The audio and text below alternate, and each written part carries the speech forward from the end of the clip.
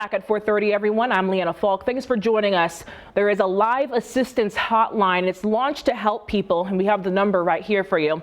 The call center is open Monday through Friday from 9 a.m. to 9 p.m. Right there on your screens, 833-918-6603. You'll have the ability to talk to representatives in English, Spanish, and Portuguese. However, our viewers have reported long wait times. So what can you do in the meantime? Listen to the experts, and that's why we've brought in Eric Shorr here to talk us through things. Eric, thanks for joining us. Oh, thanks for having me here today. There's a lot going on with this breach, and I wanted to come out to make sure that people are taking action right now. Absolutely, and there's a lot of people that are impacted by this. It's a pretty long list, and we're actually going to pop up some of those potentially impacted agencies here. I'm curious, what's someone who's at home right now saying, you know, this could be me? I could be one of these people that are impacted, one of these people that has a connection to one of these agencies. What should I be doing right now? First of all, I want to make it clear that you really do need to consider yourself breached. Even if you don't feel like you are a victim of this particular cyber attack, there are many ongoing attacks that are happening. So one of the first things that you can do is, first of all, you want to check your credit. That's really important because usernames, passwords, social security numbers, dates of birth, banking information is all out there now. The hackers have it. So you want to go to freecreditreport.com. You can pick up a free credit report.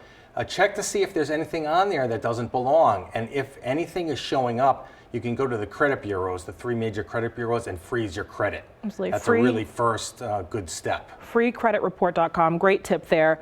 For those that are impacted by this, we're talking about Rhode Island's most vulnerable here. And a lot of those we're talking are elderly, we're talking low income, people who may not have access to computers. And I'm wondering if you have any advice for them as they're kind of navigating this situation. Get some help. I know the hotline is overloaded right now, or perhaps you have a family member that can help you. That's really important. Particularly our elderly victims may need some help. So it's really important to also change your password, and that can be a really insurmountable task because many of us out there have hundreds of passwords. But the best practice and something that you really need to start doing now is change all of your critical passwords for your bank, online shopping, and then use something that's called the Password Manager program. Okay. So the Password Manager program, you assign one master password. You don't share that with anyone. That's your private password, and then let the program create a set of random passwords that you don't even know what it is. Absolutely. And it can help keep you safe. And so that's really important to set up a password manager program. My favorite one that I use every day is called Dashlane. Dashlane. DASHLANE.com.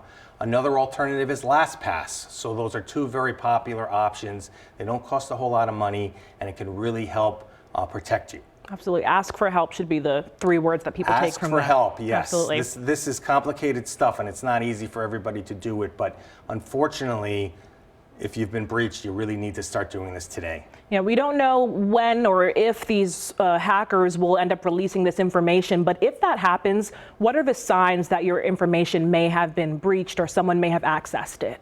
So where this information is going to end up, and the cyber criminals that are committed this attack will, if they don't get their ransom paid by the state of Rhode Island, they will post it on the dark web, which is a black market where you can buy and sell passwords, personal identifiable information, credit card information, you name it. So this is something that you need to assume that it's out there right now. One of the other things that you need to do too, after you've changed your passwords, is set up something that's called multi-factor authentication. This is another thing that you also might need to get some help with. Call the hotline, call a relative that's really good with computers.